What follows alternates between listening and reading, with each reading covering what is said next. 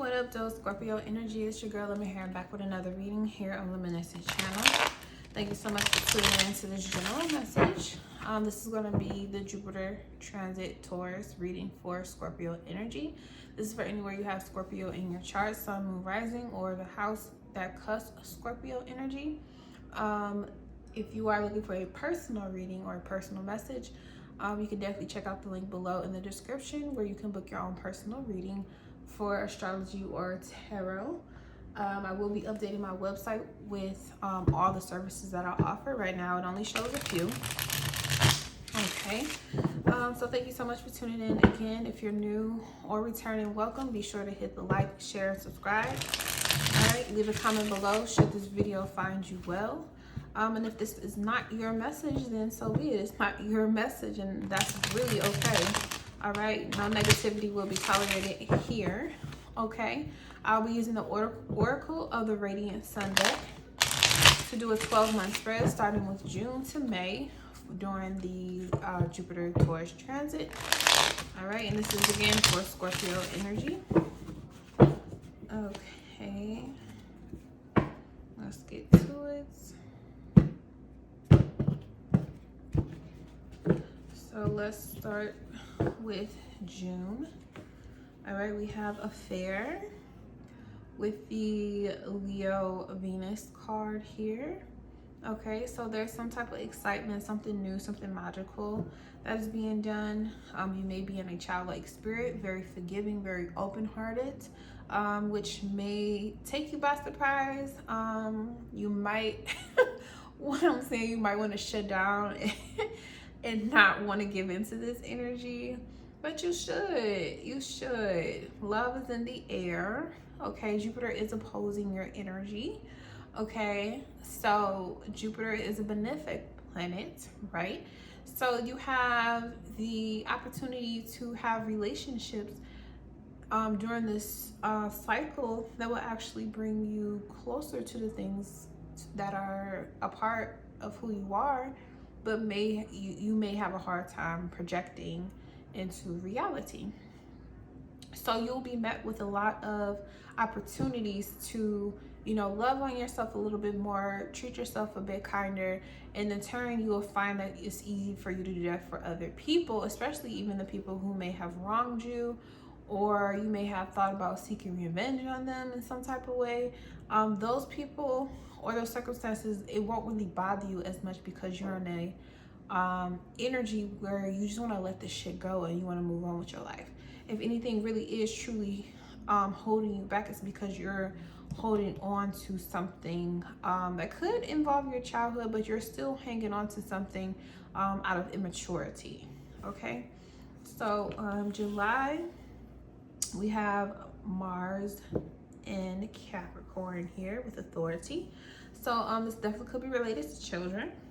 Okay, so you may be taking on more of a serious role at work. You can definitely be expanding or working on something that you want to see to fruition when it comes to your money growing, which is very good with the Jupiter and Taurus transit, and Uranus is here as well. So this transit can definitely open you up to a lot of opportunities where you start to think like, how can I maximize my investments? How can I maximize my time so that in the future I'm able to take care of my children, or I'm able to take care of my children's children, and leave a legacy wealth for all of us to follow. Okay, so August, we have criticism here. Okay, and this month of August, you may be very critical towards your family, or you may be noticing certain patterns and behaviors that you or your family may be showing that you may want to fix or correct. You may have to cut down on certain, food that you may eat, or how much time you spend doing things that are not in alignment with what your goals you set in July for your money, or your expansion of personal businesses, or you may have made a big purchase. And August with Mercury retrograde may be a time for you to go back and look at those receipts Definitely hearing that, go back and look at the receipt, something you may have purchased, maybe on sale for a different price. You may be able to take it back to the store and get some of your money back and rebuy it. That's definitely, people do that all the time at Walmart, I know for sure. But there is some purchases that you may want to pay close attention to, especially when it comes to investing. Make sure what you do spend your money on, it is of value, of high value. It is going to be something that lasts a long time. And make sure you're keeping a list of your purchases, writing them down, especially if it's business related, because you want to make sure you get that back when it comes to tax time. Okay, so September we have status with Jupiter and Taurus. Okay, status. Okay, so definitely we'll be paying off for all the criticism or the critiques that you may be receiving right now. Don't take things too personal, of course. The criticism that comes from this Mars in Virgo transit is all about you getting up and doing the things you said you would do, going and doing the checklist that you have for the day, making sure you have a list to do for tomorrow, so your status will increase, and that's what you want to see, right? So October we have harmony here. Okay, so things definitely will be flowing very much smoother for you. You may be attracting a lot of different opportunities. A lot of people want to talk to you, meet with you, do business with you. This could also be more potential partners. If you're looking for that, you have the ability to attract many potential partners around your birthday season. I also see this as a good opportunity that if you want to invest more of what you've accumulated in September, you can definitely start to, yes, vision, do the research of where you want to put your money so that it can build and it doesn't just sit in a savings account at a regular bank. Okay, so with November we have vision, Pisces energy here, and we do still have Neptune in Pisces. It is retrograde at this time.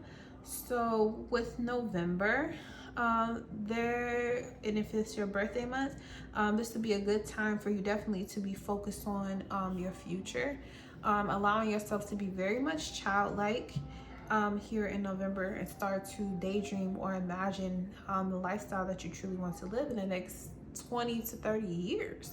Okay, this would be a good opportune time for you to start doing that. The eclipses will be in Libra and Aries now, so the heat is off for you for the next like 12 years or so. You won't have those eclipses on your energy anymore. However, you will be more introspective with the Libra moon eclipse. So you may want to be more isolated. You definitely may want to be more aware of the things that you must release and let go, because they will interfere with the vision you have. And this could also include relationships. Okay, there may be certain relationships that may be starting, or you may have had for a long time, that could be on your mind in October. That November comes and you start to see, okay, these relationships do not align with me, or the vision I have for myself, or, you know, I'm open to new relationships, especially when it comes to networking. But, you know, I may have to make changes within myself to get in alignment with the type of friendships or business relationships that I want to establish for myself. So December we have speculation, Jupiter in Cancer here. So yeah, there could definitely be some grounding taking place where you start to see what areas can you grow and expand in, what areas need more nurturing. And I'm definitely getting Scorpio energy, a lot of business or money status related energy, and family. Okay, family and business are being balanced out at this time. So we got January, we have moon in Capricorn, practicality, a 10. So there may be some instant manifestations going on. This could definitely be you being able to harvest some of the potential sightings of growing your money, or having more influence in your household, you're starting to see people are working together more, or they're working with you more. There's less conflict now that you've been able to discipline yourself as well as your household to have everybody on one accord. I can also see January as a month where you did all the research you needed to do. You talked to the right people you needed to talk to, and now you're able to, excuse me, take the time to make a big purchase that will increase your status, or do more investing to spread your money out some more. Okay, February, we have enterprise. Okay, so this is definitely about growth. This is definitely about expanding in business.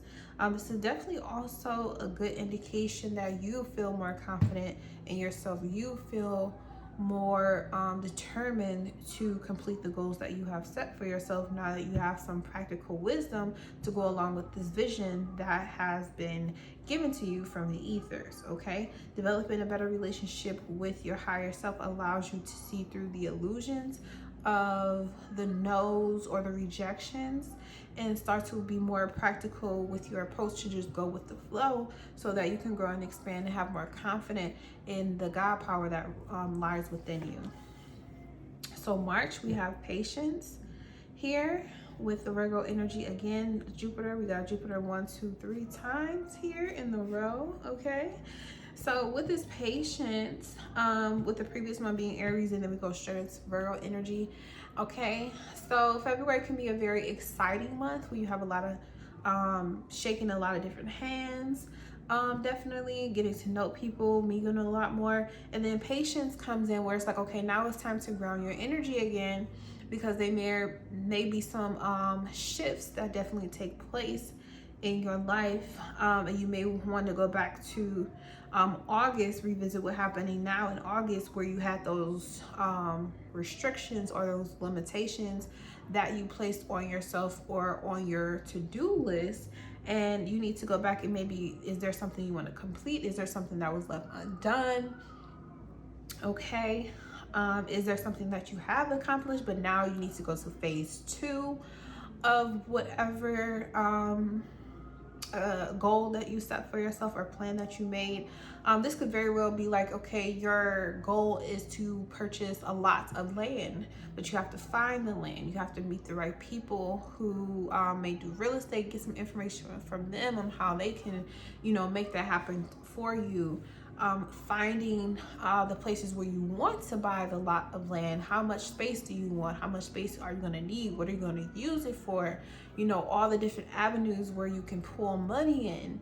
And then you get to the point where you finally get, you know, the funding, you got the paperwork done, and now it's time for you to go ahead and just, you know, make that purchase complete. Sign your name on the dotted line and date it. And you could be getting nervous about that actually taking place. All that excitement can get you to be a little bit nervous or anxious. You may start to have some type of imposter syndrome, doubting yourself whether this is the right time. And it's like, you didn't put on all this work for nothing. Keep going. Okay, so come April, we have Moon Taurus exaltation. Yes, so you'll be definitely very satisfied with the fruits of your labor, of course. And you'll be more than happy to be generous with the, I want to say, donation that you receive. So you may be donating, or you may receive a donation from someone who wants to support you. It may be very unexpected, but it is someone who is sure that they want to do this. They're proud of you and they want to see you succeed. They know how much hard work and how much change you have to go through in allowing things to be let go so that you can get to this point. And they just want to support you, and they love you. They appreciate everything you've done, so they're willing to back you, even if it is financially, or just support your dreams in some way or another. All right, so come May, we have rebellion. Okay, Mars in Aquarius, so this took a bit of a turn that was unexpected. But there may be some type of upheaval or some type of argument that can definitely be set off.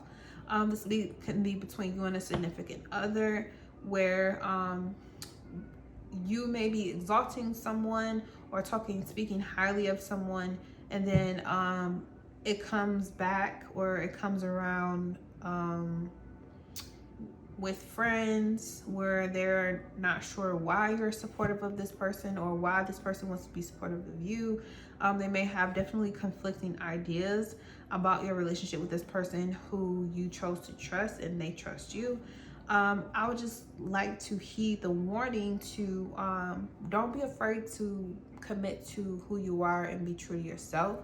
Other people don't have to agree with everything you do or say. So expect people to dislike you for your progressive thinking, your progressive movement, your progressive decision making. Okay, not everybody is going to like what you're doing. Not everybody's going to understand it. They don't have the knowledge or the wisdom that you have gained through your transformation journey.